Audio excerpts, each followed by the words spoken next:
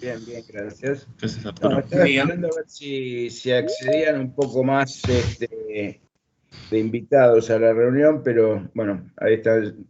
Somos todavía 30 asistentes, ¿no? O sea, parece una clase sumamente atractiva. Pero bueno, este, no va a quedar más remedio que empezar así. No sé, realmente es un curso muy atípico, ¿no? O sea, me preocupa. Por supuesto que no me preocupa los que están presentes, me preocupa los que están ausentes, así que no tiene mucho sentido, eh, no tiene mucho sentido ampliar o extenderme más al respecto, pero bueno, por lo menos espero que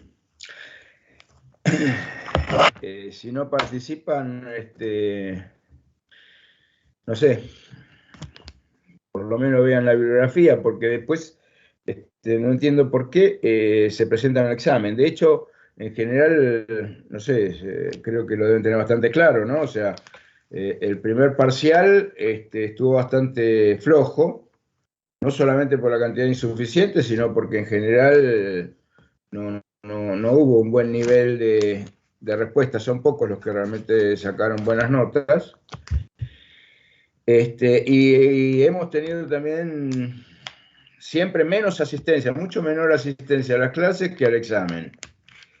Y en las clases, otro tema, o sea, no tenemos una participación, un intercambio como pretende ser estas reuniones, que de alguna manera les ayude a pensar a ustedes y a nosotros a identificar el grado digamos, de entendimiento que van teniendo sobre los temas.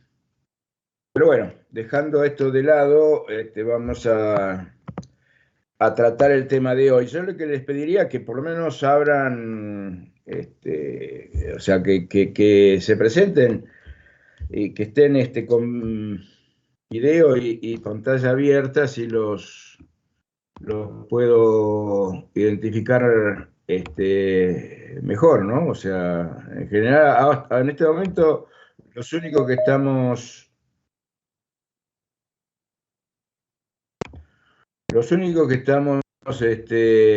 presentes acá seríamos Lucas y yo, pero bueno.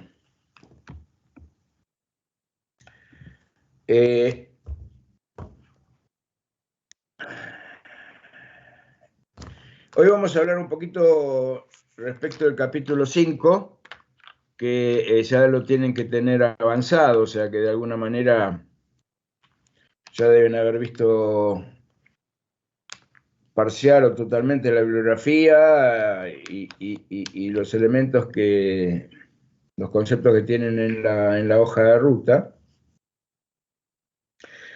Y para eso vamos en primer lugar, a hablar un poquito sobre las organizaciones. A ver.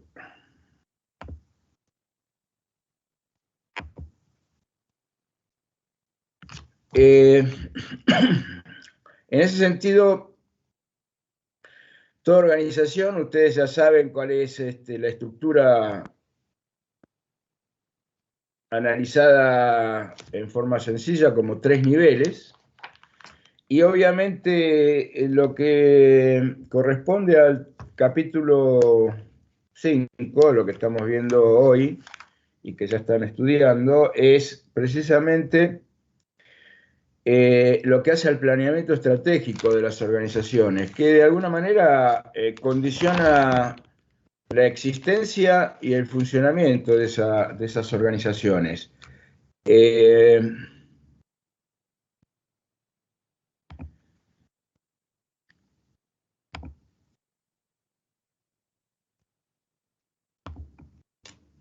El plan estratégico, obviamente, cuando hablamos de los 3 niveles, obviamente estamos hablando del nivel de dirección, del nivel de gerencial y del nivel operativo, de las operaciones. Son los 3 niveles. Y obviamente cuando hablamos de planeamiento estratégico, nos estamos refiriendo al nivel de dirección de las organizaciones, ¿no? O sea, llevándolo un poco a la terminología mediante iniciales, ¿sí? En el primer nivel, ¿cuál sería el nombre que se le da habitualmente a la dirección de este primer nivel? Así como en la gerencia intermedia tenemos, por ejemplo, para la gerencia de sistemas, el Chief Information Officer, CIO, ¿no?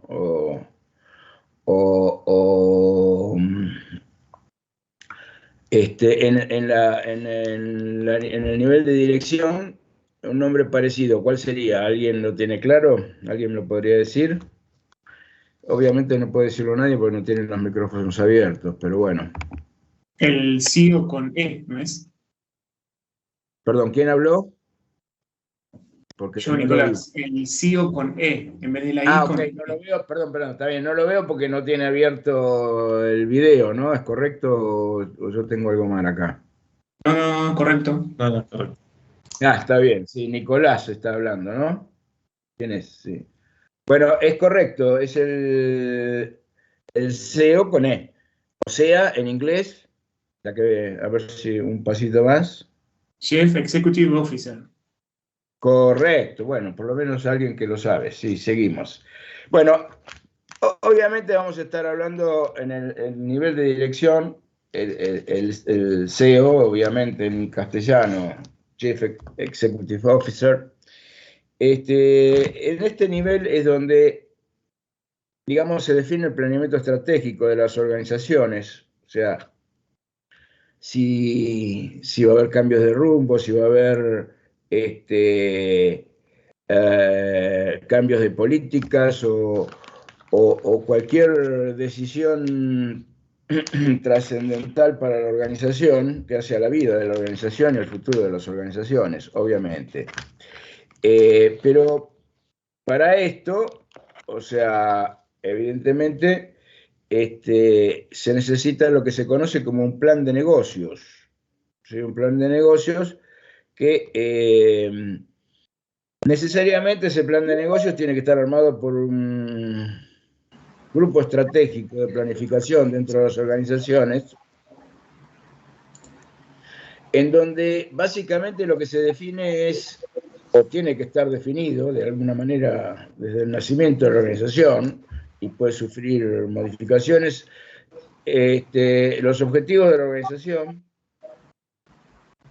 que es lo primordial, que es lo que hace a la vida de la organización, y el cual tiene que estar soportado por las políticas que se definen como normas generales dentro del accionar de la organización, las políticas que deben ser seguidas, y a partir de ahí el establecimiento de los planes, el plan de negocios, o sea, que hace a toda la actividad que se va a desarrollar, tanto desde el punto de vista de producción, de ventas, etcétera, etcétera. O sea, todo lo que hace a los planes de la organización, planes generales que después obviamente tienen que ser implementados y seguidos por lo que sería la gerencia de la organización, el nivel gerencial de la organización. Estamos hablando de vuelta, repito, de lo que sería el plan de negocios, el plan de actividad de negocios, que, bueno, obviamente para su establecimiento y su consecución tiene que haber un grupo humano que se ocupe de eso y que sería un comité de dirección en donde se defina, bueno, los objetivos, las políticas y el plan de negocio, fenómeno. Pero asociado a esto, y necesariamente interrelacionado, también está lo que nosotros conocemos como el plan de proyecto, el plan general de sistemas, digamos, los proyectos de sistemas de información, que por lo que estoy diciendo necesariamente tiene que estar enlazado con el plan de negocios. ¿Eso qué significa? Bueno, que la directriz es el plan de negocios, pero muchas veces hay una interrelación e interdependencia entre lo que es el plan general de sistemas con el plan de negocios. Una interdependencia, ¿por qué? Bueno, en realidad, ¿cuál es el leitmotiv? ¿Cuál es lo más importante para las organizaciones? Por supuesto que su plan de negocios.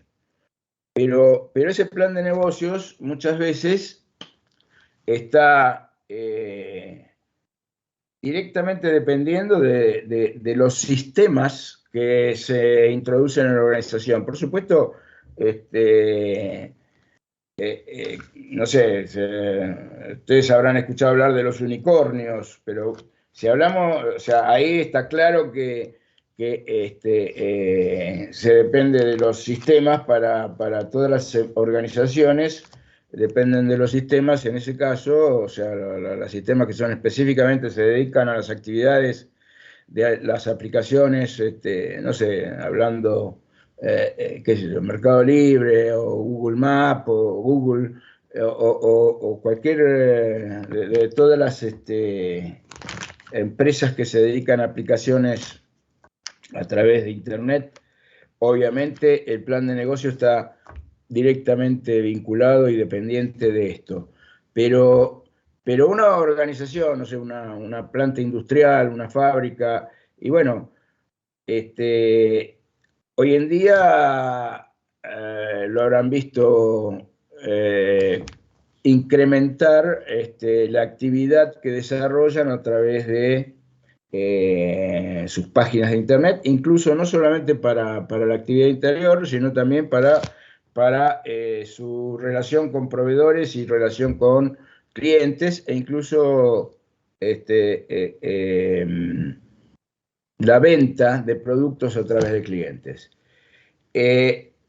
Precisamente a eso me refiero cuando estamos hablando de esta interrelación. Obviamente el plan de sistemas también tiene un desarrollo similar a lo que sería el plan de negocios, porque necesariamente tiene que existir un comité de dirección de sistemas de información, donde se encara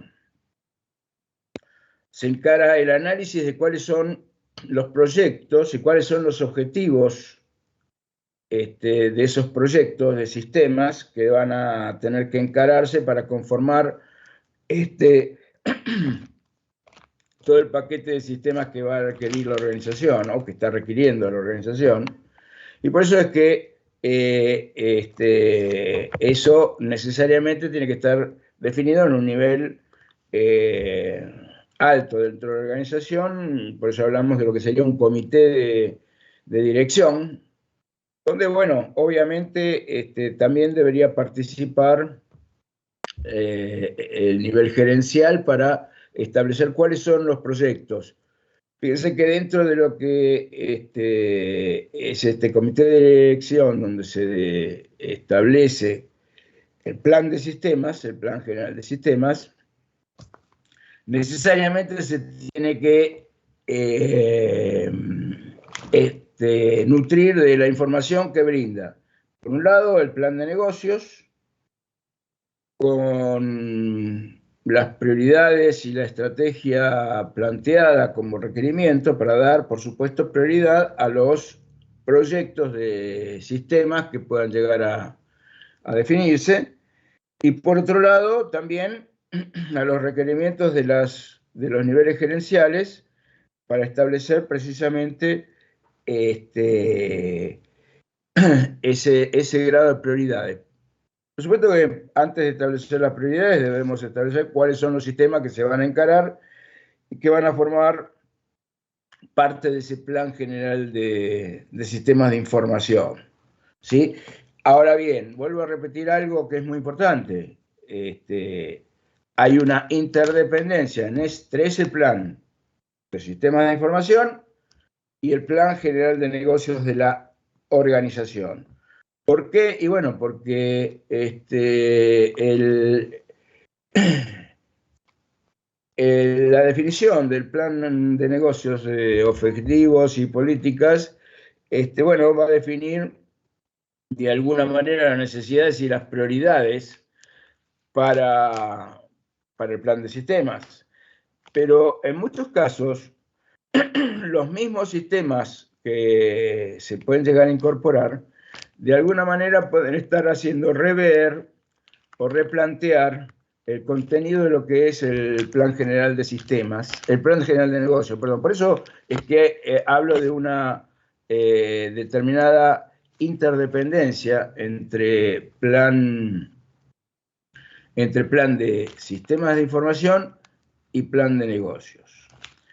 Veamos ahora más específicamente lo que es el plan de sistemas de información.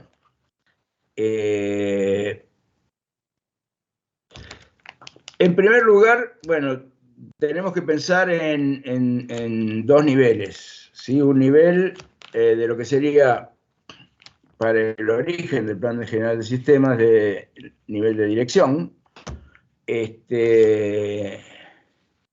donde, bueno, en ese comité de dirección, vuelvo a repetir, debería participar la dirección, o sea, el primer nivel de la organización y el nivel intermedio, las áreas CEO, digamos, ¿no? Las áreas del CEO y el CEO es el Chief Information Officer, y las áreas de la organización, compras, producción, ventas, administración. Fenómeno, pero en base a eso se tienen que establecer cuáles son las necesidades y luego, obviamente, las prioridades. Básicamente lo que se define van a ser cuáles serían los sistemas, cuáles serían los objetivos, el alcance y cuáles son precisamente las prioridades. Por otro lado, una vez establecido ese plan general de sistemas, bueno, se tendrá que ir encarando a través de lo que serían la estructura, organización de los proyectos que van a ir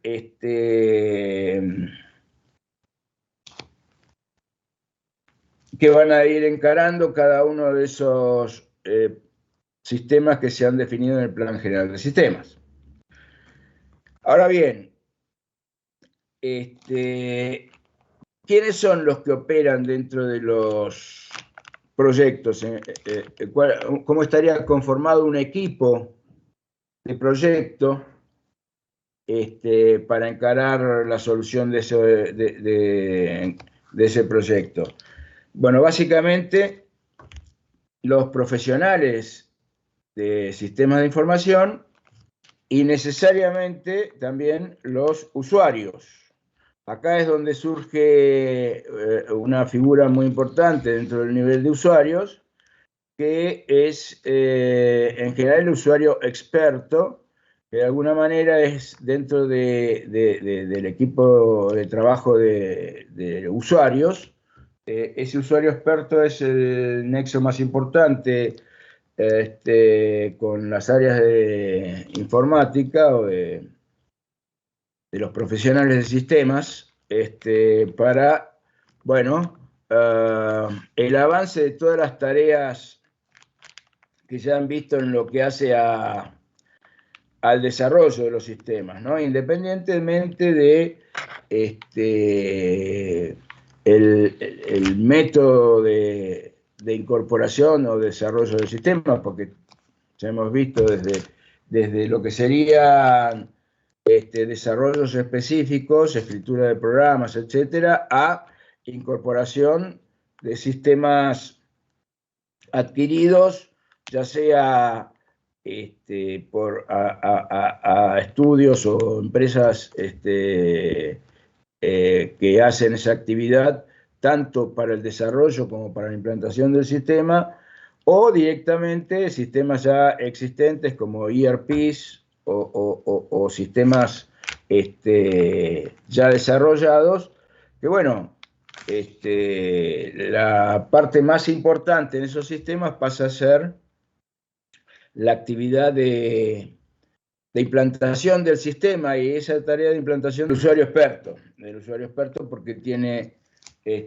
una capacidad de conocer más rápidamente el sistema y de, obviamente, también conocer las necesidades de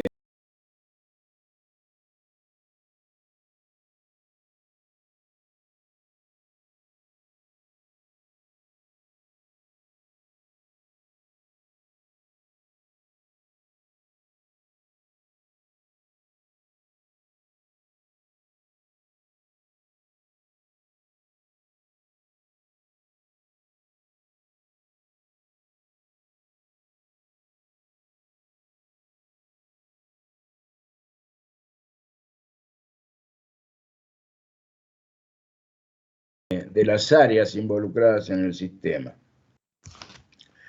Y entonces este mismo tema daría pie para luego hablar de el concepto de qué es la administración por proyectos y qué son y cómo operan los equipos de proyectos. Pero antes de entrar en ese tema, vamos a hacer otro análisis en relación a la introducción de los sistemas de información, y que es cómo puede llegar a ser el cambio organizacional, que diferentes tipos de cambios, de grados existen en ese cambio organizacional,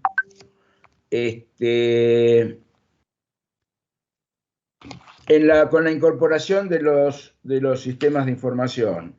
O sea, obviamente, ¿cuáles son las dos variables que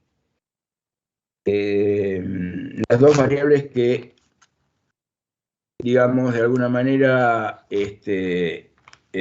confluyen en este cambio organizacional? Por un lado, obviamente, el beneficio, o sea, la ventaja, ¿cuáles son los beneficios que va a obtener la organización de incurrir en la actividad de incorporación de un determinado sistema, tal como haya sido definido? Evidentemente, si no hay beneficio, no tiene sentido pensar en la incorporación, o sea que evidentemente es lo que hace, el beneficio que vaya a generar la introducción del sistema es, de alguna manera, el motor motivador, el motor de la toma de las decisiones y de encarar todas las actividades que hacen a la introducción del sistema. Entonces, por un lado, las dos variables a que hacía referencia, por un lado tenemos el beneficio, pero en contraprestación a esto, o sea, en oposición a esto, perdón, ¿qué tenemos? Bueno, el riesgo, ¿sí? O sea, de alguna manera, ya había comentado recién, tenemos un riesgo, ¿en qué consiste el riesgo?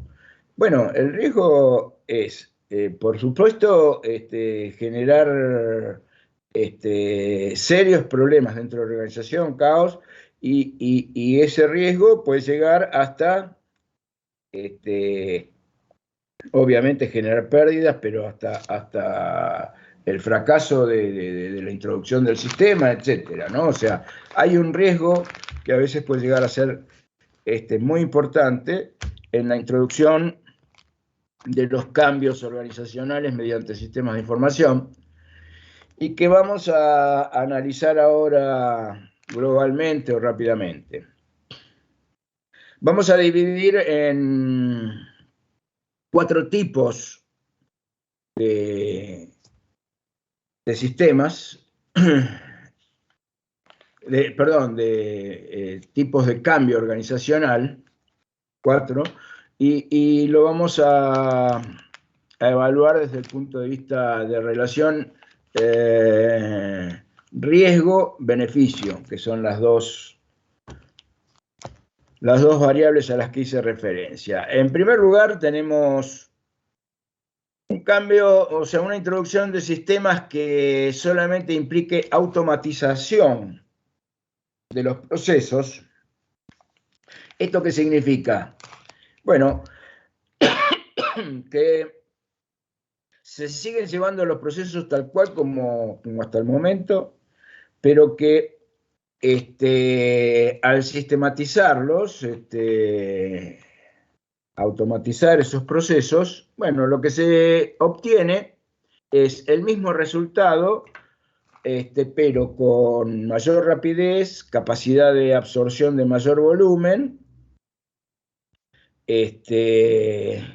pero básicamente todo sigue igual, porque el proceso es el mismo, solamente que se automatizó, con lo cual hay más seguridad en cuanto a la corrección de los resultados obtenidos, que minimizar errores, y obviamente acelerar los tiempos y procesos, con lo cual se obtiene un beneficio razonable, ¿sí?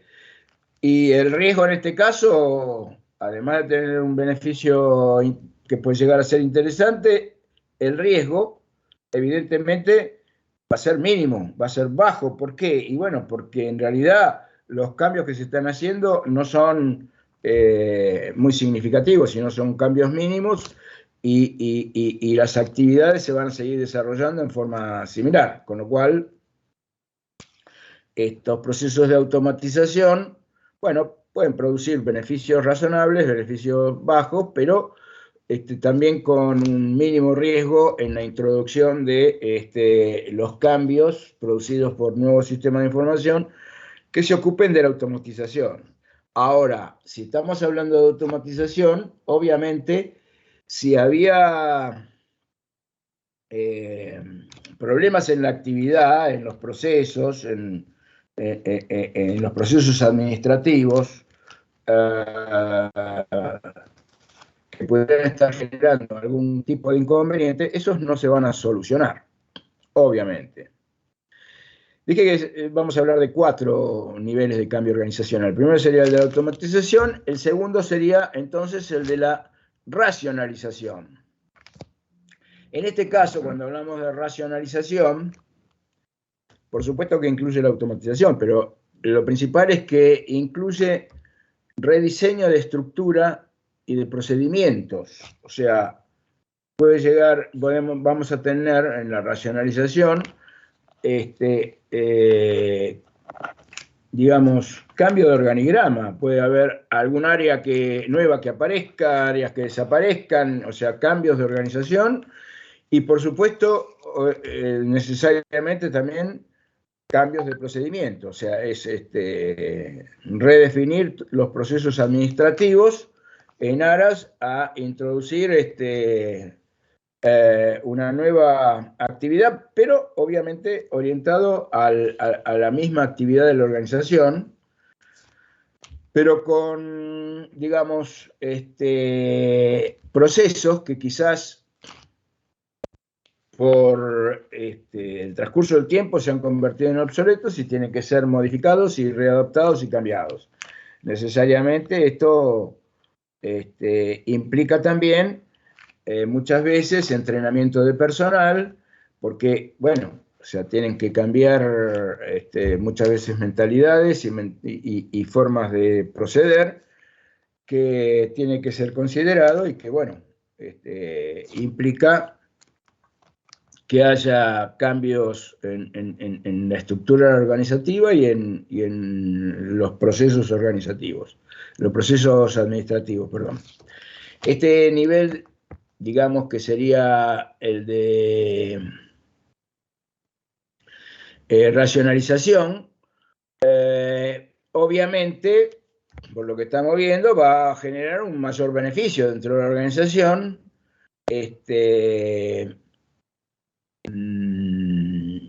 pero obviamente también va a ser un mayor riesgo. Vamos a tener un riesgo mayor en cuanto a los inconvenientes, los problemas que se puedan llegar a obtener y las posibilidades de falla para la introducción del nuevo sistema, ¿no? De falla o incluso, como dijimos al principio, fracaso. De todas maneras, en este caso sería un riesgo superior al de automatización, pero moderado. Hay un tercer nivel de cambio organizacional, ya más ambicioso desde el punto de vista de beneficios, pero por supuesto con mayor riesgo, que sería el de reingeniería. ¿Qué significa reingeniería? Bueno, la reingeniería es pensar los procesos desde cero, o sea, lo que existe como procedimientos, lo que existe como estructuras organizativas, no las tenemos en cuenta y pensamos a partir de lo que es el plan de negocios, la organización, nuevamente, con una nueva estructura de organización y con una redefinición de los procesos funcionales que, por supuesto, tienen que estar en correlación con los sistemas que se van a introducir dentro de la organización. Evidentemente, cuando hablamos de estas reingenierías, el grado de riesgo obviamente va a ser muy superior, pero también el cambio de la organización puede generar beneficios también muy superiores, ¿no? O sea, otro nivel de beneficios, pero que conllevan también un grado muy alto de riesgo. Y tenemos, dijimos, 4 niveles. Un último nivel, un cuarto nivel, que sería el de mayor riesgo y de más alto beneficio también, que es lo que sería el cambio de paradigmas. El cambio de paradigma directamente afecta obviamente, parte del plan de negocios, ¿no? O sea, es cómo se lleva a cabo el negocio de la organización e incluso cuál es la naturaleza del negocio. Bueno, ustedes por ahí no lo vivieron, pero se vio algo muy fuerte en este sentido cuando se produjo la prohibición, por ejemplo, en Estados Unidos de la venta de cigarrillos, la venta de tabacos, y entonces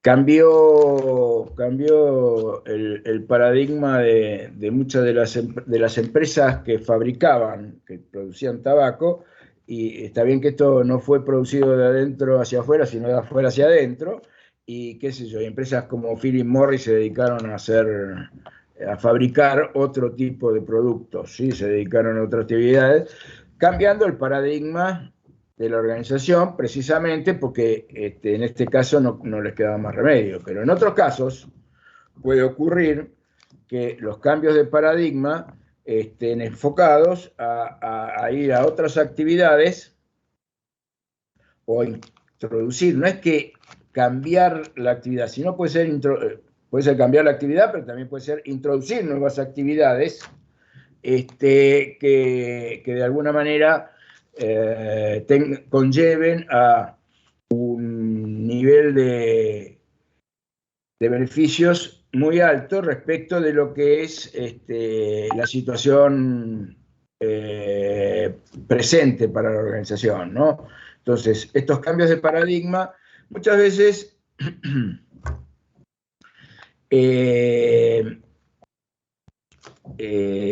están interrelacionados o necesariamente también, como decíamos al principio, producen esta interdependencia entre el plan general del sistema y el plan general de negocios, donde, bueno, se pueden establecer estos cambios de paradigma que pueden llegar a ser muy determinantes para el futuro de las organizaciones, ¿no? O sea, en donde se producen. Bueno, estos serían los diferentes niveles para encarar, digamos, sistemas de organización dentro de los planes de sistemas, dentro del plan general de sistemas, y desde el punto de vista cómo influyen o cómo se ven desde el punto de vista de cambio organizacional, ¿no? ¿Cuáles serían los diferentes grados? Por supuesto que, digamos, lo más común, lo más habitual serían los tipos 1 y 2, o sea, el de automatización y el de racionalización. En menor grado, pero también con probabilidad de existencia, el de rediseño o reingeniería, y menor nivel, precisamente por el alto riesgo que corresponde, serían los cambios de paradigma, que bueno, son decisiones difíciles que se tienen que adoptar, obviamente en esos comités de dirección, en donde se establece lo que es el plan de dirección, el plan de negocios. Pero por otro lado, cuando estamos hablando ya ahora sí de lo que es el plan de sistemas, ese plan de sistemas, como dije antes, se establece en términos de proyectos o sistemas de información. Por eso vamos a hablar un poquito también del concepto de proyectos. De hecho, en la bibliografía tienen un capítulo en los diferentes libros, ¿no? O sea, sobre administración de proyectos. Y de hecho, este tema, que lo vamos a tratar en unos minutos nada más, da lugar no solamente para un tema a tratar, no solamente para la actividad de las organizaciones, sino también para encarar un curso directamente. Existen cursos sobre administración de proyectos, o sea, que es importante, si uno se va a dedicar a esta actividad, encarar el estudio dentro de esos cursos de la administración de proyectos, porque el tema es muy amplio y requiere habilidades y conocimiento de las herramientas que se utilizan en la administración de proyectos, ¿no? Además, conocer qué es un proyecto, cuál es todo su contenido, etcétera, etcétera, que vamos a tratar de definir algo en este momento. En primer lugar, la administración de proyectos no es que sea patrimonio exclusivo de sistemas. Hay muchas actividades que se llevan a cabo a través del manejo de las mismas como proyectos. En este sentido, cabe mencionar que, digamos, podemos pensar en dos formas de encarar las actividades dentro de las empresas, dentro de las organizaciones, qué sé yo. Cuando uno habla de administración de proyectos, piensa, por ejemplo, por ahí en un estudio de arquitectura, donde tienen diferentes proyectos de arquitectura, pero volviendo a las empresas, empresas y organizaciones de tipo administrativo, las actividades se pueden desarrollar o como operaciones o como proyectos. Básicamente, cuando hablamos de operación, bueno, tenemos una gestión continua de las tareas y las actividades que se llevan a cabo para una determinada operación. Y esa actividad, que decimos que es continua, se extiende en el tiempo, a lo largo del tiempo, en forma continua para llevar a cabo ese tipo de tareas. O sea, no tenemos una planificación de inicio y finalización, como sí ocurriría cuando hablamos de proyectos.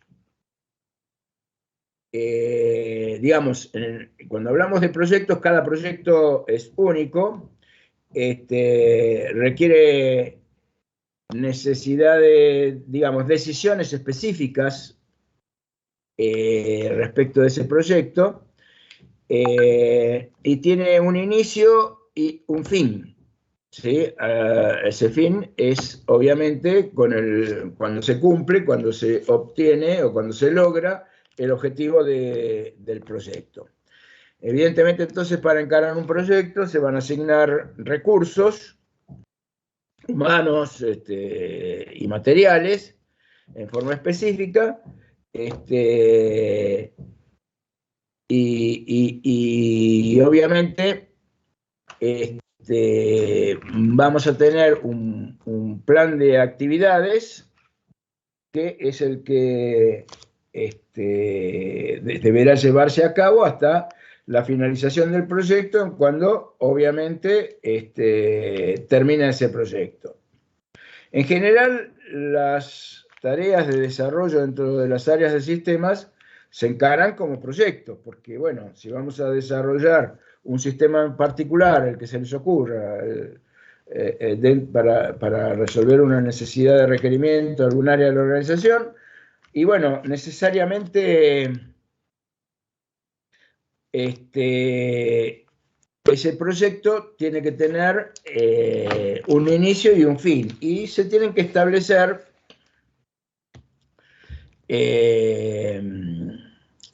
digamos,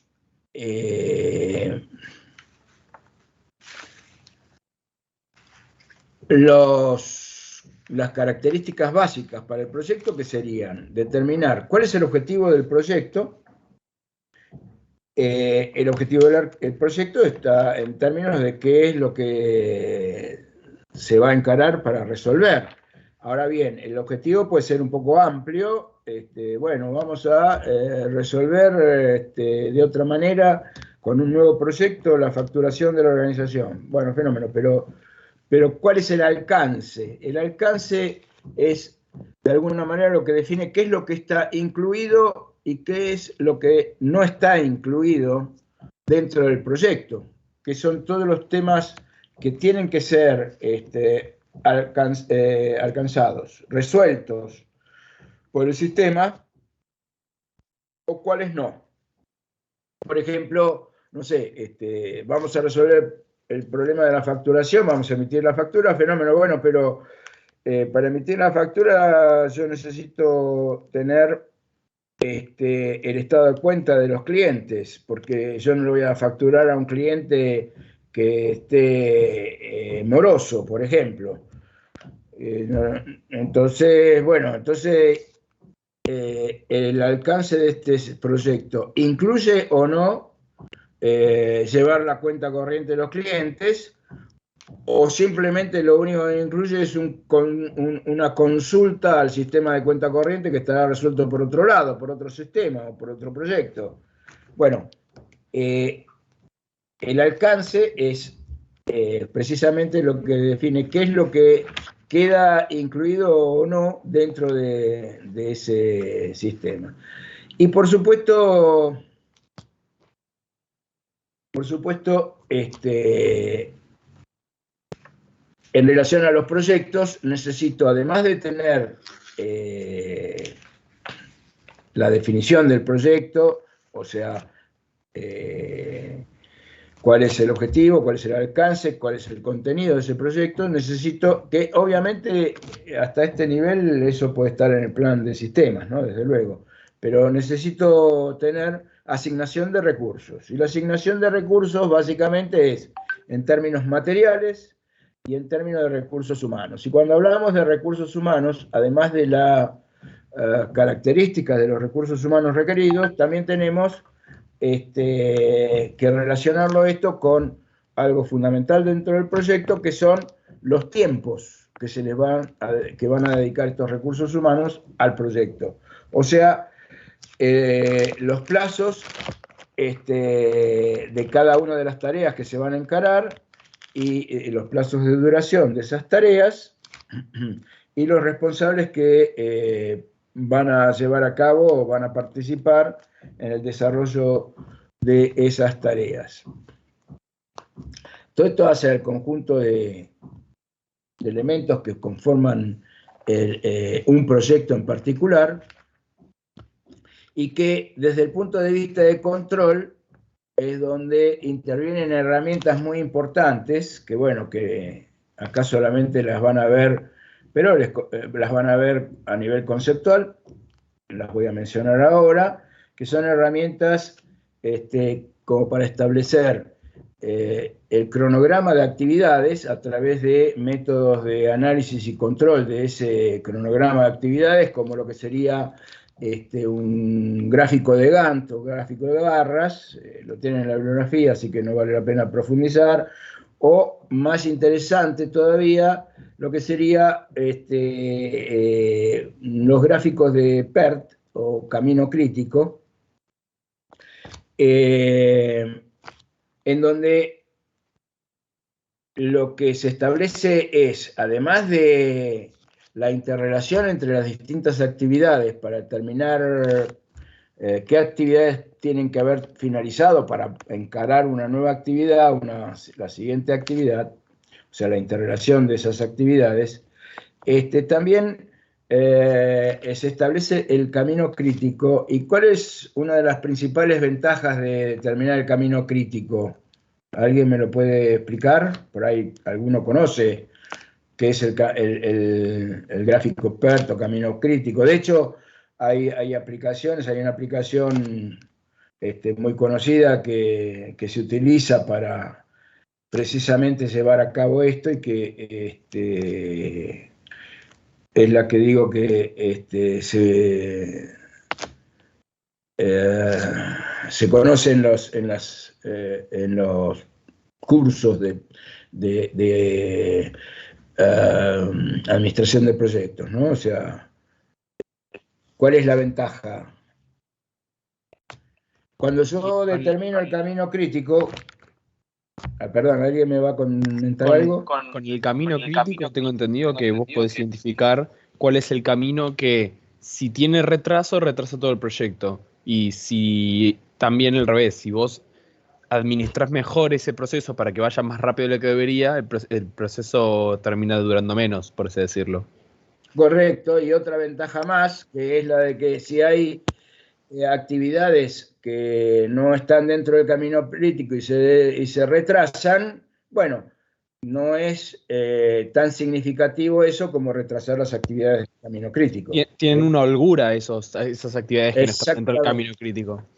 Claro, claro, y esa holgura, digamos que al administrador del proyecto le permiten determinar dónde asignar más recursos si es necesario, que sería asignarlo a las actividades del camino crítico en detrimento de las otras, porque bueno, si las otras se atrasan, igual no estoy atrasando la finalización del proyecto, ¿no? O sea que es en donde me van a medir como resultado de la actividad, ¿no? Del desarrollo del proyecto. Necesito que el proyecto termine dentro de los plazos establecidos o justificar los cambios, por supuesto, ¿no? O sea, de hecho, en la práctica es habitual que cambien los proyectos. Si no, pregúntenle a Lucas que cambien los plazos. Bueno, pero no importa. O sea, esas son herramientas principales en lo que hace a la administración del proyecto, pero también en lo que hace a la administración del proyecto, bueno, obviamente tenemos un PM. ¿Qué es un PM? Un Project Manager, un Management, Project Management. Un administrador, management es administración, administrador y del project management, administrador del proyecto. Pero así como los proyectos van a tener su administrador de proyecto, que tienen, digamos, responsabilidad y jerarquía sobre el avance y el seguimiento de ese proyecto, es común que haya en las organizaciones las oficinas de administración de proyecto, que son la sigla, así como recién dije PM, bueno, las oficinas de administración del proyecto, PMO, Project Management Officer. Las oficinas de administración del proyecto tienen una visión global de todos los proyectos que se llevan a cabo, y que obviamente hacen el seguimiento de esos múltiples proyectos que se están encarando dentro de una organización, dentro de una empresa. Y que, bueno, si lo ven en la bibliografía, esto tiene diferentes alcances también, lo que sería la PMO. Y que un primer nivel del alcance de lo que es la Oficina de Administración de Proyectos sería simplemente como una unidad de control de los proyectos, por supuesto, y que lo que hace es supervisar el avance de los proyectos, hacer reportes para la dirección respecto del avance de los proyectos para que conozcan cuál es el estado de estos proyectos y el grado de avance respecto de la planificación, los inconvenientes o los problemas que se hayan podido suscitar, pero básicamente funciona simplemente como una unidad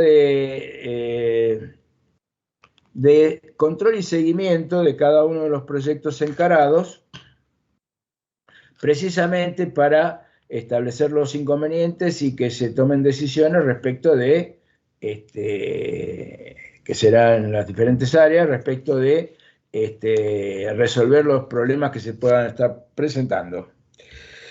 Este sería un alcance menor. El siguiente nivel, o sea, dijimos tres distintos tipos de alcance. El siguiente nivel, el alcance ya es de, además de como una unidad de control, como una unidad de control y de consulta respecto de la actividad que se desarrolla en los proyectos, lo cual implica, además de lo que comenté antes respecto al control, también en este caso la PMO lo que hace es generar metodologías estándar para todos los proyectos. Esto es muy útil porque en la medida que se emplean las mismas metodologías de trabajo en los proyectos, facilita el intercambio de recursos humanos entre distintos proyectos porque ya están familiarizados con las mismas metodologías de trabajo que se utilizan en forma similar en los diferentes proyectos. Además de generar estándares y metodologías específicas de trabajo, también, digamos, participa en lo que hace al entrenamiento, asesoramiento, asistencia del personal en las actividades que desarrollan, y también, bueno, generan herramientas para uso en los proyectos, uso generalizado en los proyectos, herramientas y actividades de apoyo para el personal que se desempeña en los proyectos, ¿no? O sea, Acá estaba pensando, hay que hacer una pequeña acotación. Cuando acá estoy hablando de control, estoy hablando de control con un sentido, con una definición de la palabra control, digamos, utilizada en castellano, que control es simplemente una verificación. Controlar una tarea es, bueno, ver cómo va el desarrollo de esa tarea, ¿sí? Y esto lo aclaro porque en realidad en inglés la palabra control, o en inglés se diría control, es diferente. ¿Sí? ¿Alguien me lo puede explicar? ¿Sabe de qué estoy hablando? ¿Qué significa control en inglés a diferencia de lo que acabo de decir de control en castellano? ¿Hola? ¿Nadie? Bueno, se los digo yo, porque en realidad es un tema que hace a nuestra materia, pero que hace como el concepto de proyecto, que hace a nuestra materia, porque los proyectos de sistemas se manejan como proyectos, pero de alguna manera son universales, porque, qué sé yo, puede haber proyectos en química, puede haber proyectos en física, puede haber proyectos en el área industrial, en lo que sea. Los proyectos de un estudio de, ¿cómo es? De arquitectura o de construcción, etcétera. Bueno, por eso la palabra proyecto es universal, no es específica nuestra de sistemas, sino que se aplica en múltiples disciplinas. Y el concepto de control en castellano, obviamente en castellano es el que dijimos, pero en inglés significa, además de verificar la actividad, significa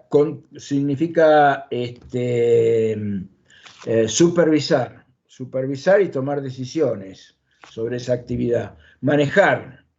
El control en inglés es sinónimo o implica el manejo de una determinada tarea, actividad. Fíjense que, por ejemplo, cuando vieron, bueno, hoy en día ya se ve muy globalmente, muy por encima, pero cuando se ve, no sé si lo recordarán, cuando se ve la descripción del hardware de los equipos, el componente principal, que sería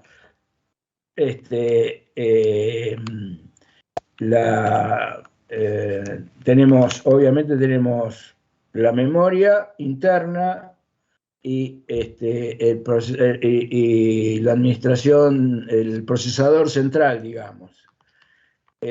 Cuando hablamos del procesador, tiene lo que se llama una control unit, una unidad de control. Y la control unit gobierna el funcionamiento de ese procesador. Gobierna, ¿qué significa? Determina cuál es la instrucción que se va a ejecutar, da las instrucciones para que se ejecute, eso es gobernar. Entonces, comanda la ejecución de la instrucción. Sin la control unit, sin la unidad de control, no se puede ejecutar ninguna instrucción, por más procesador central que tengamos. Alguien tiene que gobernar la ejecución de la instrucción, y para eso está la unidad de control. La unidad de control sabe cuál es la próxima instrucción a ejecutar y puede decodificar esa instrucción para darle órdenes al procesador, de tal manera que si hay que sumar, sume, si hay que transferir, transfiera, en fin, la orden que corresponda. Si la unidad de control fuera solamente supervisión, ¿saben qué? Sería un caos. Ahí adentro de ese computador no se ejecutaría ninguna instrucción. Yo esto lo estoy explicando para que quede claro la diferencia entre lo que es el control con el que lo estoy dando acá como unidad de control, que no gobierna nada, solamente controla y emite reportes del avance y del estado de situación de los proyectos, o cuando hablábamos de control, desde el punto de vista de la palabra en inglés, que es el gobierno o el manejo de la actividad, ¿sí? Es muy diferente. De todas maneras, a veces se utiliza la palabra control en nuestro lenguaje, en castellano, para dar idea de gobierno también, ¿no? Pero por lo general no, se la utiliza solamente como supervisión, como verificación. Bueno, no sé si quedó claro lo que acabo de explicar, pero es muy importante la diferencia. Y sobre todo porque hasta ahora vimos dos niveles de alcance para la unidad, perdón, para la PMO, y me falta el tercer nivel. El tercer nivel va más allá todavía de poder dar asistencia, sino que el tercer nivel apoya, es un nivel además de incluir el control y nivel de consulta, digamos, y resolver estas cuestiones de metodología, de estandarización de metodología, de entrenamiento, etc. Está el apoyo en la gestión de los proyectos, con lo cual hay una coordinación entre proyectos, dando de alguna manera, estableciendo priorizaciones de proyectos, estableciendo organizaciones o asignaciones o reasignaciones de recursos, tanto físicos como humanos, y por supuesto también el manejo de incentivos, etcétera, ¿no? O sea que ya toma en esta tercera alternativa, ya toma responsabilidad en la gestión de los proyectos, o sea, es responsable de la gestión de los diferentes proyectos desde este punto de vista, ¿no? O sea, de la coordinación entre proyectos, de la reasignación, como acabo de decir, de recursos físicos y humanos, de establecimiento de incentivos, además de incluir los aspectos mencionados previamente también para la PMO.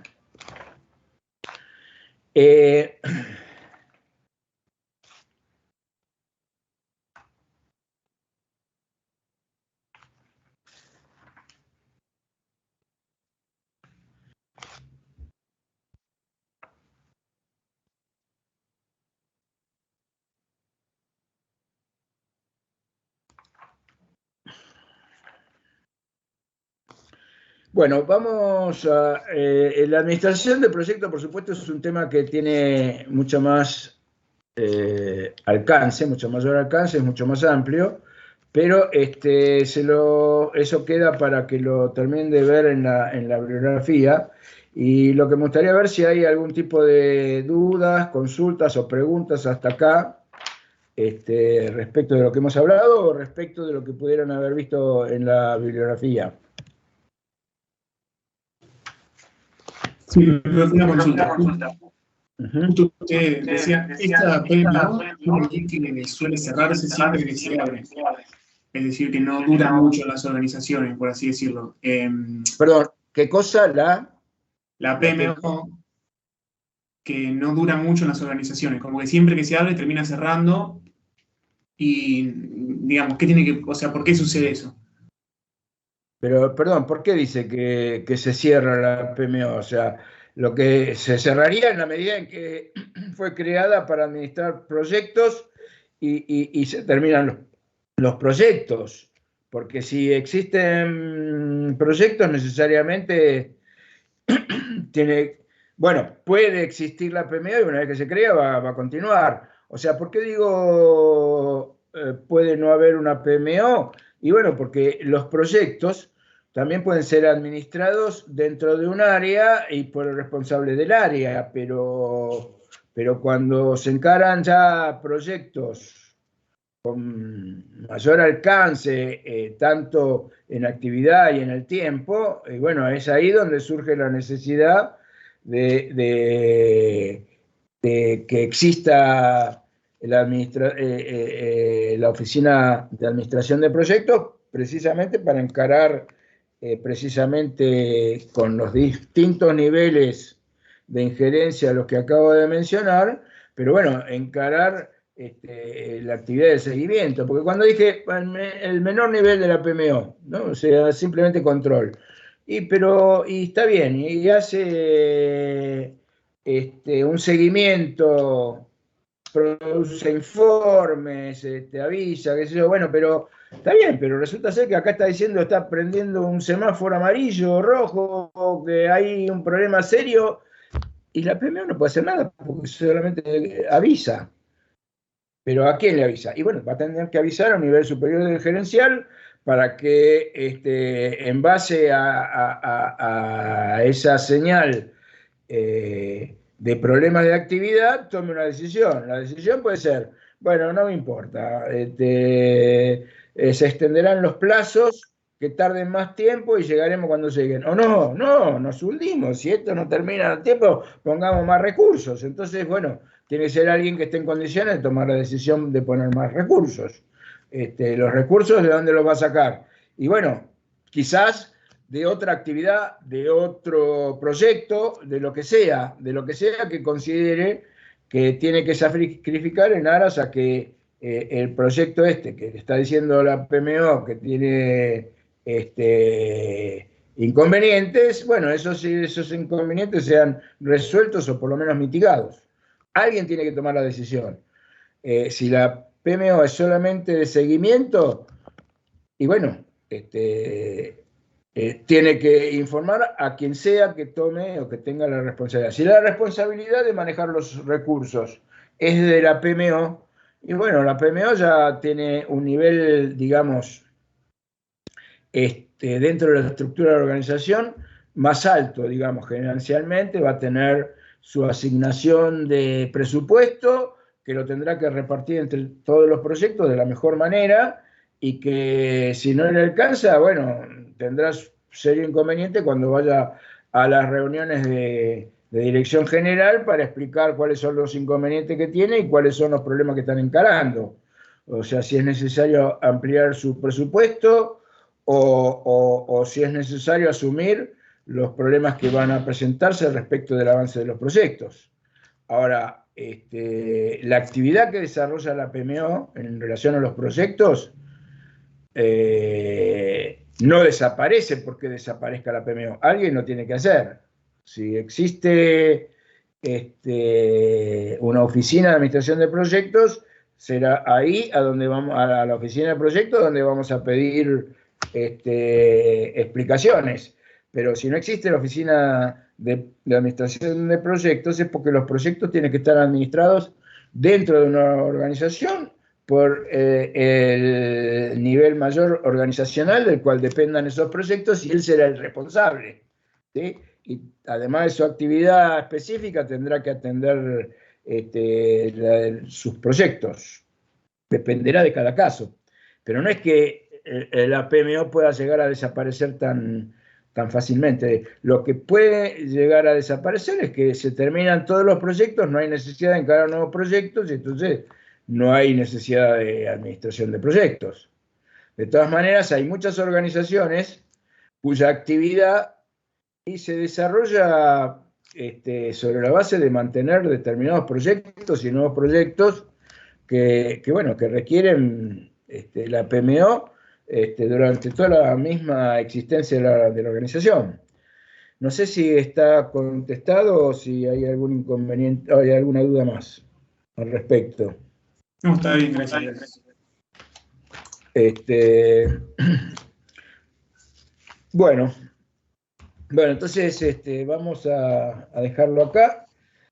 Pueden hacer las preguntas que quieran respecto del avance de la materia o respecto de otros temas o lo que sea que tengan dudas o cosas que necesiten algún tipo de explicación. Sí. Chicos, estoy viendo que hoy vence el plazo de Alimun 3 y no veo ningún trabajo cargado. No se olviden de cargar esa actividad. Y Brenda, vos me habías consultado por los trabajos de ustedes, que creo que son el grupo 9, los veo cargados, ¿sí? Así que continúen con el resto. No sé si estás por ahí. Brenda Gianpaoli. Sí, estoy acá. Bien. Muchas gracias. No, de nada. Perdón, Lucas, una pregunta. Yo quería consultar si las encuestas del trabajo que hay que hacer la monografía, si ya la enviaron o... Sí, ya las enviamos. Sí, hay algunos que se comunicaron que no les llegó. Sí, al que eso no iba le a llegó. decir. Creo que somos varios que no estaba llegando. Bien, al que no le llegó me escribe, ya así lo levanto y lo reenvían, ¿sí? Porque ya estuvimos reenviando algunos. Antes, por favor, siempre, como les dije, chequen bien todas las carpetas, la carpeta de spam, por sobre todo, porque suelen caer ahí los mails de la encuesta, pero nada, me escriben así lo levanto y ya se lo reenvían, ¿sí? Para que no estén muy justos con los plazos. Igualmente, si teníamos fecha límite de carga el 18 de octubre. Si se llega a pasar un poquito, no hay problema, lo vemos. La idea es que tengamos todo cargado el 18. ¿Está bien? Me avisan por mail. Dale, gracias. No.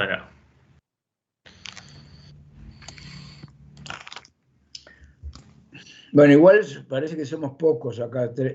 En este momento somos 36 contándonos a nosotros, o sea, realmente es muy exiguo. O sea, no podemos tener exactamente el feedback de todo el curso porque no están presentes, ¿no? Pero bueno, si realmente no están interesados en participar del curso, es su derecho. Simplemente tendremos que tenerlo en cuenta, ¿no? O sea, lamentablemente, no sé qué es lo que está ocurriendo, ¿no? Porque para que 95 alumnos dieron el examen, no me acuerdo cuántos, pero creo que hubo alrededor de 20 y pico insuficientes, o sea, me están quedando unos 60 alumnos que deberían estar acá, por lo menos, si los insuficientes quieren dejar la materia, ¿no? O sea, igualmente no es el nivel. Así que realmente es una importante, ¿sí? Respecto de lo que dice recién, me llama la atención, es una cuestión personal. A mí me cuesta mucho más, por ejemplo, la parte práctica que lo que venimos haciendo con ustedes, digamos. Al principio del curso, cuando ustedes mencionaron cómo se iba a desarrollar, un poco costó, pero después es una cuestión, creo que de adaptación. Lo que sí siento que como hay más falencias, por lo menos en mi caso, es en el tema práctico. No sé cómo será los demás, pero... Sí, me siento bastante insegura con esa parte. ¿Qué tema en particular de la parte práctica? Sí. Todo, básicamente. O sea, es complicado como cazar lo que deberíamos hacer, más teniendo en cuenta que hay un examen al final del cuatrimestre, entonces claro, es difícil. Sí, pasa lo mismo. Claro. Ahora que arrancamos Alimun fue como contra una pared, todo lo de beneficio-costo. Claro, o sea, simplemente transmitirle un poco la preocupación del alumno en ese sentido, que cuesta un poco por ese lado. Yo creo ahí, Nicolás, Arturo, también pienso que sería importante que hagamos una clase de repaso práctica previo a lo que va a ser el examen. Yo me llevo el tema y la coordino para que podamos tener una clase previa antes del examen y hacer un repaso general de los 4 puntos que se evalúan en el examen práctico, ¿no? De FD, evaluación económica, selección de software y lo que es la parte de seguridad, ¿sí? Que son los trabajos que ustedes tienen que entregar. Claro, ahí perdóname, quería digamos, profundizar un poquito. En DFD, ¿tienen problemas de entender de qué se trata? O sea, porque en realidad es sencillo el tema. Puede ser que cueste bajarlo a tierra para ver casos, ¿no? Pero DFD es diagrama de flujo de datos. O sea, y es lógica. O sea, ¿cómo fluyen los datos? De qué dato va de acá para acá, qué hacen acá con ese dato.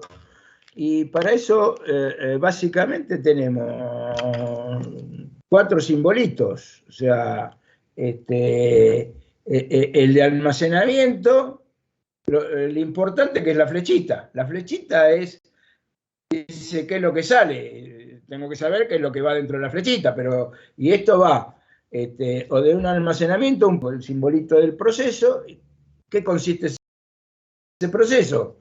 Y eventualmente puede ir a una entidad externa, sí, porque le informo a mi cliente, o le informo a mi proveedor, o le informo a otra área que no me interesa, lo llamo entidad externa, ¿por qué? Y porque no me interesa qué proceso, porque va a ser algún proceso, pero los efectos del flujo de datos que estoy analizando no me interesa qué hace ese tipo, ese área con lo que le mando. O sea, entonces es una entidad externa. Entonces va la flechita para allá y van los datos para allá. Es muy simple.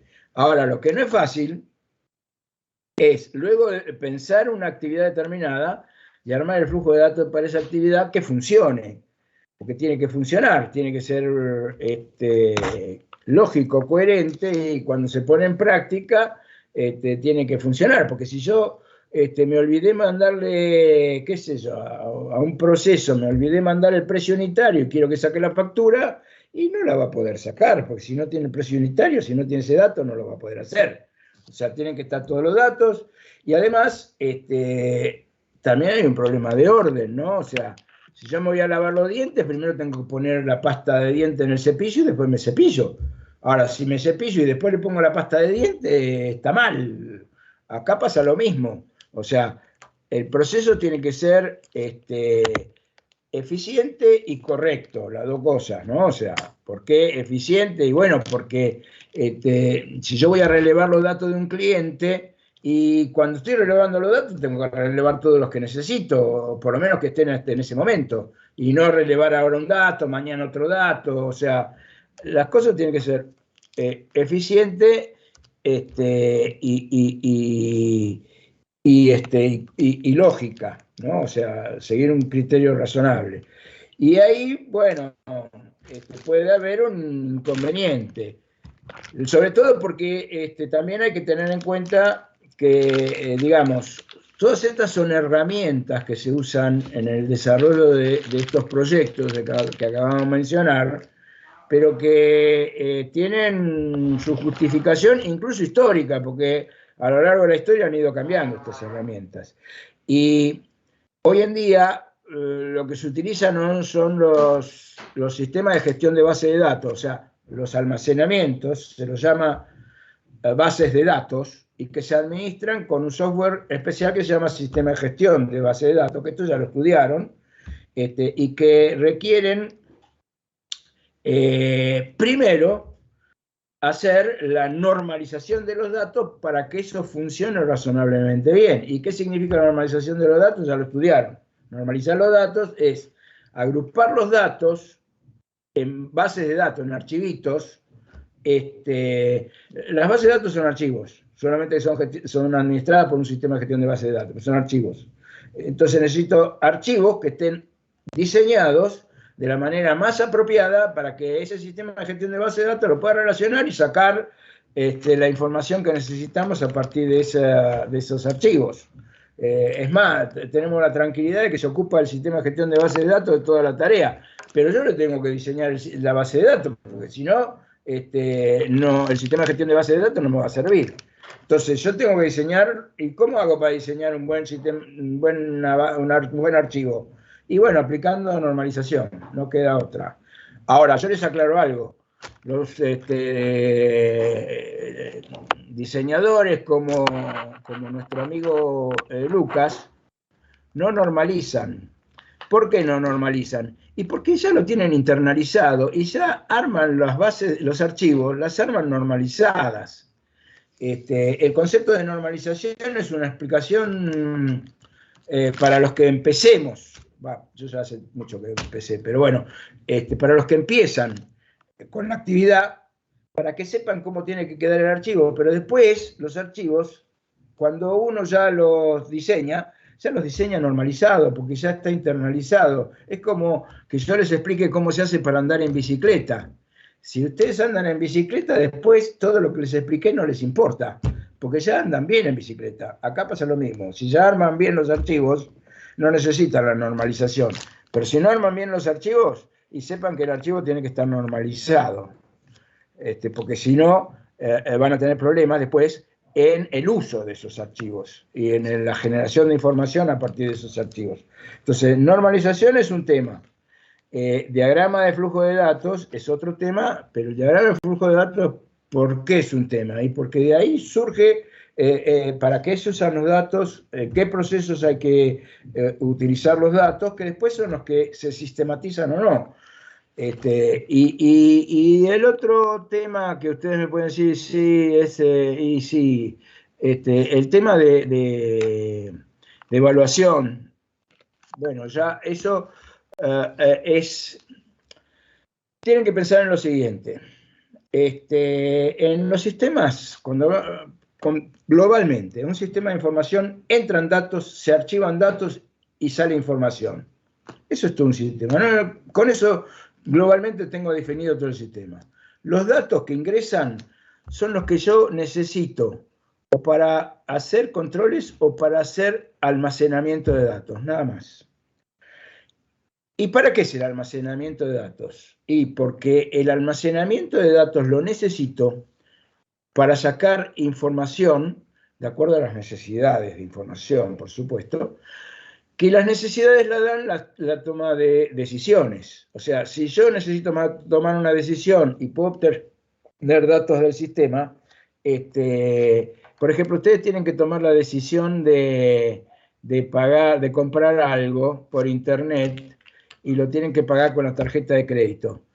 Y tienen que saber si lo van a poder pagar, o sea, se tienen que fijar en la base de datos del banco para ver cuánta plata les queda y a ver si pueden pagarlo o no lo pueden pagar. Si no lo pueden pagar, no lo compren porque van a tener un problema.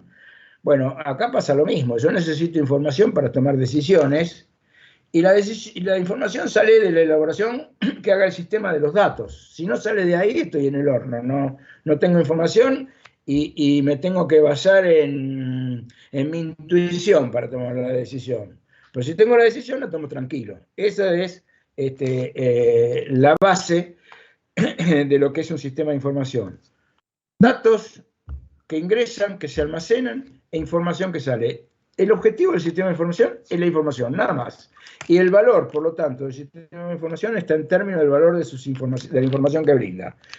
Y entonces, bueno, yo quiero hacer una evaluación de un proyecto que me va a dar esta información. Y bueno, ¿cuánto sale? ¿Qué valor tiene para mí esa información? X pesos. Fenómeno. Bueno, esta información vale X pesos. ¿Y el proyecto cuánto me va a costar? Y bueno, sumo todos los costos, los insumos, mano de obra, etcétera, todos los costos. Somos administradores, sabemos qué son los costos. Sumo todos los costos y me da cuánto me va a salir introducir este sistema. Sumo todos los costos, lo comparo contra los beneficios económicos que puedo llegar a obtener y tomo la decisión. ¿Saben qué? Tienen que determinar los beneficios económicos a priori, o sea, antes de introducir el sistema. Y en realidad es un cálculo que tiene un alto grado de componente subjetivo. ¿Está claro lo que estoy diciendo? Yo no puedo saber cuánto voy a ganar gracias a introducir un sistema. Lo puedo estimar, eso sí, y con esa estimación hacer las evaluaciones de costo-beneficio y mediante, porque obviamente el beneficio puede ser a lo largo de un periodo, recibiendo beneficios durante ese periodo y quiero traerlo a valor actual, porque para hacer una comparación de dos números, yo no puedo comparar los pesos del año pasado sumados a los de este año. ¿Les explico por qué? No. ¿Por qué no puedo sumar pesos del año pasado a los de este año para sacar un total de pesos? Porque los del año pasado valían mucho más que los de este año. ¿Saben por qué? ¿Hola? O sea que todo se lleva a un valor actual. El valor actual es el valor actual de la moneda y yo tengo que llevar todos los números a ese valor actual para poder hacer comparaciones. Entonces, todo esto tiene que estar incluido en los distintos métodos de evaluación, pero lo tienen que razonar de esa manera, conceptualizar, porque además lo necesitan para su vida personal, les aclaro, estos métodos de evaluación. Independiente que por ahí es demasiado sofisticado para comprarse, qué sé yo, un Gamebox o no sé qué puede ser, un teléfono, una inversión que no es significativa y que, bueno, si no le piden plata a papá, qué sé yo, no sé, o sea, de alguna manera se soluciona. Pero con una empresa no se soluciona de esa manera, o sea, lo hago yo y si me equivoco, me hundí. Entonces no puedo tomar decisiones económicas erróneas. De todas maneras, este tema me interesa que lo vean conceptualmente por este motivo, independientemente de que es un tema más para matemática financiera, ¿no? Estamos de acuerdo con eso. Bueno, pero no sé si se entendió lo que expliqué o quedan más dudas. O empeoré la cuestión. Sí, gracias. ¿Me entendió algo? No le puedo pedir, ¿no?, que me diga lo que entendió. Bueno, si no entendió, pueden volver a preguntar lo que sea, porque estamos acá para contestar preguntas. Pero yo lo que quiero es sí motivar y que vean la necesidad de los diferentes conceptos y temas que estamos vertiendo, ¿no? O sea, creo que más o menos se entendió el concepto de normalización, diagrama de flujo de datos, evaluación de proyectos, son temas importantes y que necesariamente hay que manejar, ¿no? Sobre todo en el mundo de los negocios, en relación con el sistema de información, por supuesto. Bueno, algo más, por favor, que surjan consultas o cosas por el estilo, y si no, ya lo dejamos acá. Ahí vi que tenemos una fecha planificada para el 10 de noviembre para el repaso práctico. Voy a validar la fecha y les comentamos ahí en las novedades. Sí, lo que sería interesante que nos manden al foro sobre todo, no por mail, por el foro, cuáles son los temas que quieren, que tienen más problemas, que tienen más duda, ya sea conceptual o específico, ¿no? Para que se haga hincapié en eso. Bien. ¿Está claro? Ok. Perdón, yo tengo una cosita, pero es respecto de las fechas, porque en el cronograma que nos dieron con todas las fechas hay fecha, digamos, hasta el recuperatorio. Yo quería saber si ya tienen la del final o... Lo que pasa es que el final es una fecha común para todas las materias. Van a ser unos cuantos días después, perdón, para toda la cátedra, quise decir, no para todas las materias, dije cualquier cosa. Toda la cátedra nuestra, sí, todos los cursos de nuestra cátedra toman el final el mismo día. Por eso... Perdón, Arturo, en el cronograma que está cargado en el campus está la fecha del final. Está completo. No sé dónde estás viendo, Julieta. ¿Vos comentaste? Y sí, yo estaba viendo en el que después en la otra hoja están las referencias de lo que hay que leer de la bibliografía, y sí, yo tengo en ese cronograma hasta el 1 de diciembre, y que el 29 de noviembre dice notas y revisión de recuperatorios. Te falta un pedazo, no sé si lo están viendo todos así, pero hay hasta la fecha 9 de diciembre, que es la lectura del acta. El final es el 6 de diciembre. Ah, bueno, claro, lo imprimí y lo tengo así. Ah, bien. Sí, no, si scrolleás te falta un pedazo, pero está fijada la fecha del final ahí. Ok, perdón. No pasa nada. Claro, esa fecha es lo que yo decía, la fecha de todo, sí, pero ya estaba, no me acordaba si estaba o no, pero esa fecha es la que se toma el examen en todos los cursos de esta cátedra, ¿no? De la cátedra, no del sistema, porque hay varias cátedras en sistema. Hay que dejar en el chat la porción esa para los que no lo tienen así. Es que vos sabés que yo justamente me pasó lo mismo, tengo acá hice la impresión, claro, y llega hasta el 1 de diciembre, entonces, bueno, cometí el mismo error, sí. En realidad, claro, como yo tengo que dar el examen ese, no me preocupaba tanto. Y conozco el que es así, ¿no? Que va a ser unos días después y con tiempo más que suficiente van a saber cuándo es, obviamente. Pero bueno, ya lo saben, está bien. Ahí lo dejé en el chat. Bien, gracias, Lucas. Nada. ¿Estamos? ¿Listo? Bueno. Bueno, chicos, vamos hablando. Cualquier nos avisan. Chao, Produ. Chao, chicos, buen día. Chao. Chao.